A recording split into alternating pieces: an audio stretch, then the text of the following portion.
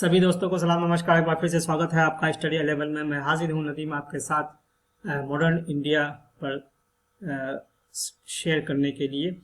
और फिर यहाँ पर from trade to territory the company establishes power, इसका पार्ट 7 को लेकर के आया हूँ। जी हाँ, पार्ट 7 में जिन बातों को हमें डिस्कस करना है वो मेनली है Tipu Sultan, Haider Ali Tipu sultan and Anglo Mysore war पर। जी हाँ, बहुत छोटी सी बातें लेकिन एनसीईआरटी की वो सभी बातें यहाँ पर आएंगी।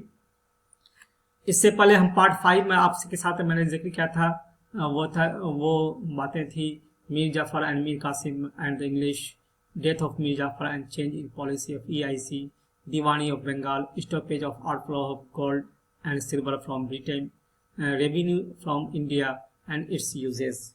उसके बाद पार्ट 6 में हमने रॉबर्ट क्लाइव के बारे में लिखा था, नवाब या नवाब के बारे में जो टर्मिनोलॉजी का यूज़ हुआ उसके बारे में, साथ ही एक्सपेंशन, पॉलिसी ऑफ एक्सपेंशन जो था ऑफ ईआईसी उस पर डिस्कस किया था। फिर ब्रिटिश रेसिडेंट्स के बारे में और सब्सिडियरी अलायंसेस पर। तो आइए टीपू सुल्तान और एंग्लो मैसूर वॉर के बारे में आते हैं, देखते हैं। टीपू सुल्तान एक्चुअली में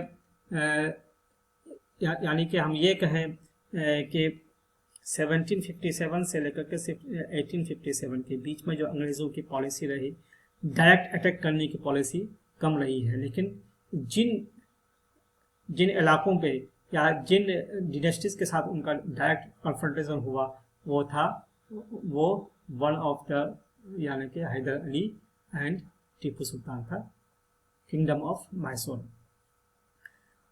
तो ये कहते हैं the company resorted to direct military confrontation when it saw a threat to its political or economic interest। यानी कि जहां पर भी देखा कि इसका पॉलिटिकल और इकोनॉमिक इंटरेस्ट खतरे में है तो ऐसे में उन्होंने डायरेक्ट कन्फ्रंटेशन मोल ले लिया। जी हाँ, मैसूर में जैसा कि आपको मालूम ही होगा कि हैदर अली 1761 से लेकर 1782 तक रहे अपने इसमें। उसके बाद उनका बेटा टीपू सुल्तान ने इसको गद्दी पर बैठा और फिर ये कंटिन्यू किया 1799 तक।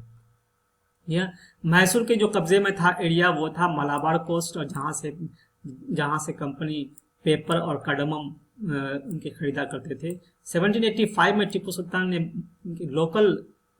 लोकल मर्चेंट्स को भी उन्हें मना कर दिया और कहा कि भाई हमारे यहाँ से कोई भी एक्सपोर्ट नहीं होगा सैंडलवुड, पेपर और कार्डमम, और जो भी कंपनी के साथ इसमें ट्रेड करेगा उन पर पाबंदी लगा दी गई। और उन्होंने इतना ही नहीं बल्कि फ्रेंच के साथ उन्होंने अपना क्लोज रिलेशनशिप कायम किया और अपने आर्मी को भी मॉडर्नाइज किया।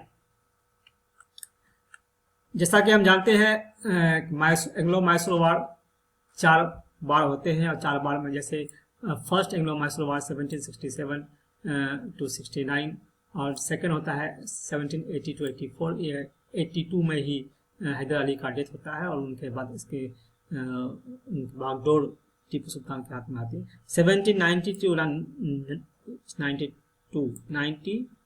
92 ये थर्ड एंग्लो मैसूर वॉर होता है और फोर्थ होता है 1799। आप ये बताएं कि फोर्थ एंग्लो मैसूर वॉर 1799 के वक्त कौन था गवर्नर ऑफ इंडिया या गवर्नर ऑफ बंगाल कर लीजिए। जी हाँ, who was the governor general of Bengal या who was the governor general of India in 1799। चलिए, only in the last battle of Srirangapatnam did the company ultimately win a victory। और सुल्तान यानी टीपू सुल्तान का वहाँ पर डेथ हो जाता है डिफेंडिंग हिज कैपिटल श्रीरंगपट्टनम, और मैसूर को उड़िया डिनेस्टी के हवाले कर दिया जाता है और उनको सब्सिडियरी अलायंस साइन करने के लिए मजबूर कर दिया जाता है। जी हाँ, ओके भाई तुम अब साइन करो सब्सिडियरी अलायंस। कंपनी फोर्सेस जो थे उसको हैदर अली और टीपू सुल्तान ने कई बार हराया, सेवरल टाइम्स हराया होंगे। 1792 में चूंकि हारने का कॉज था कि 3 तरफ से अटैक हुआ, एक तरफ निज़ाम ऑफ हैदराबाद, दूसरी तरफ मराठा और तीसरी तरफ कंपनी थे, और टीपू सुल्तान को वहाँ पर ट्रीटी ऑफ श्रीरंगपट्टनम साइन करना पड़ता है, जिसमें अपने 2 बेटों को हॉस्टेज के रूप में सौंप देना पड़ता है, जिसका कि ब्रिटिश भी अपनी पेंटिंग में दिखाया है उन लोगों ने। आइए टीपू सुल्तान के बारे में हम ये जानें कि उनके पास एक मैकेनिकल टॉय था, बिग मैकेनिकल टॉय। जी हाँ, जो एक शेर है, और वो शेर किसी कंपनी के किसी सिपाही पर के हमला किए हुए हैं। तो when its handle was turn the toy tiger roared and the soldier shrieked. जी हाँ, टॉय टाइगर जैसे ही उसको टर्न किया, उसके बाद टॉय टाइगर ने आवाज़ निकाली शेर की, और सोल्जर से भी तैयार हो गए, यानी सब हो गए prepared for the action. This toy tiger is now kept in Victoria and Albert museum में, लंदन में है अभी ये टॉय टाइगर, और इसको 4 मई 1799 को श्रीरंगपट्टनम जीतने के बाद अपने साथ ले गए ब्रिटिश। आइए अब हम कुछ एमसीक्यूज शेयर करते हैं आपके साथ। एमसीक्यूज में पहला है, choose the correct statement. 4 words were fought with Mysore. 1767 to 69, 1780 to 84, 1790 to 92 and 1799।